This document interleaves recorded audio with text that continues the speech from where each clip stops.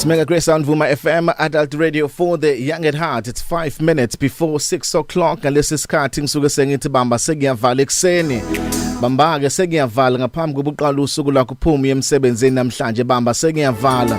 Siqhubeka nenyanga yamadoda uJuly ngikhulume namadoda ekseni. Incwadi Proverbs chapter 29 verse 18. Where there is no vision, people perish. La kungekho khona umbono abantu bayabhubha. Ayikho indoda eyinkinga njengendoda engenawo umbono. Uma uyindoda awubi indoda ukuthi unentshebe noma ufaka ibhlukwe, kodwa uba indoda ngoba uyindoda enombono, eneplan ngokuthi izovuka yenzeni, izokwenzani kulenyanga, izokwenzani kulonyaka. Indoda nendoda kumele ibe nombono ngayo, ibe nombono ngekhaya layo, ibe nombono ngomndeni wayo, ngoba uma umbono ungekho abantu bayabhubha. Yini imbono masikhuluma ngevision? A vision, it's the image that you see of where you are going ungakafiki, isithombe sala oya khona ungakafiki khona. Njengendoda ephilayo yiba nesithombe sento ofuna ukuyifeza, yiba nesithombe sala ofuna ukuya khona ungakafiki khona. Mawuyindoda enomndeni yiba nesithombe sokuthi umndeni wakho ubhekisephi. Mawuyindoda eliding inkampani yiba nesithombe njengendoda ube nevision yokuthi le nkampani ngibhekisephi. Ngoba mawuyindoda nje engenayo ivision, engenayo umbono, engazi ukuthi kiwapi, siyakubona kuyi relationship kodwa le relationship yakho ibhekephi. Siyakubona ndoda ushadile kodwa umshado wakho ubhekephi, unaso isithombe sala uyakhona njengendoda. Yakubona ukuthi unenkampani impela yenza kahle inkampani yakho, kodwa ithini ivision yenkampani yakho? Yini ofisile ukuyifeza kusasa? Uyibona ukuphi njengendoda? Mayingekho ivision abantu bayabhubha. Yabona ke uma unendoda kanti ayinawo umbono, ngisho leyo ndoda ikwi relationship ingenayo ivision, ingazi kubhekwephi, yiyo le ndoda ejikele wesifazane iphinde imshaye imhlukumeze ngoba ayinayo ivision ngalo wesifazane ukuthi siyapi thina. Kodwa mawazi ukuthi njengoba nginalo umuntu wesifazane empilweni yami sibhekela, angikwazi ukumphendukela ngimshaye ngoba ngiyabona ukuthi sibhekephi. Ngakho ma umbono ungekho, ivision ingekho, uthola indoda idlwengula, uthola indoda ishaya, uthola indoda ihlukumeza ngoba umbona ukho.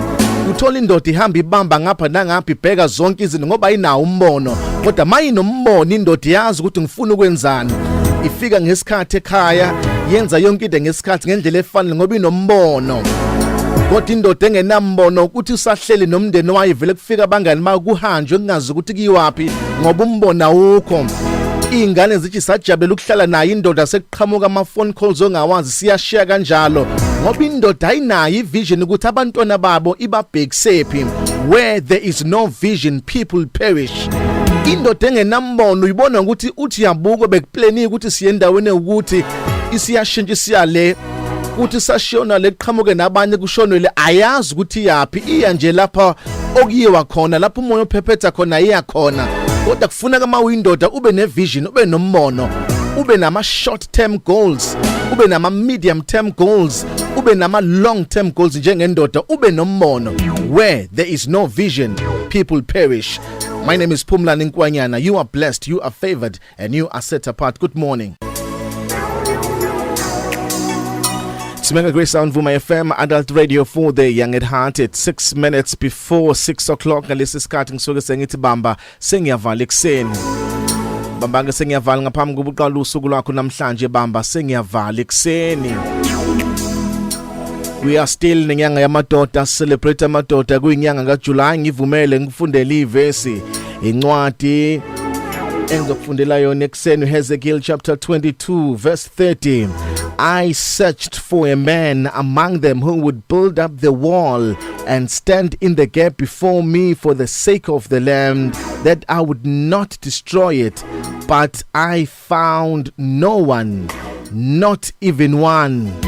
Nkulunkulu uyakhuluma la kuleli verse uthi, I looked and I searched for a man to stand in the gap, but I found no one. As we are celebrating inyanga yamadoda, celebrate amadoda, ngifuna ukuthi madoda uNkulunkulu unithembile.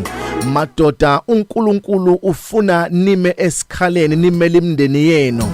ngoba uthi uNkulunkulu ngafuna nje umuntu wayezoma esikhaleni ngangifuna indoda ezoma esikhaleni kodwa ngiyitholanga uma uyindoda yiba yindoda ekhulekayo uma uyindoda yiba yindoda ema esikhaleni imele umuzi wayo imele nabantwana bayo indoda ephumelelayo nendoda enqobayo indoda eyaziwayo emadolweni indoda ethandazayo mawufuna ukuba indoda ezophumelela uma ufuna ukuba indoda ezokwazi ukuthi ibone uNkulunkulu enze ukuthile be a man evelayo emadolweni ethandazayo uthi uNkulunkulu ngafuna indoda ezoma esikhaleni namhlanje sengathi uNkulunkulu engavusa amadoda azoma esikhaleni uNkulunkulu bengafuna amadoda angeke ethandaze angatholakala emthandazweni kodwa befuna amadoda azothandazela imizi ubona imizi ihlukene phakathi ngoba kusuke kwashoda indoda ebizothandaza ubona nama families engasayina seyinkonzweni engasakhonzi ngoba kushoda indoda nje bizothandaza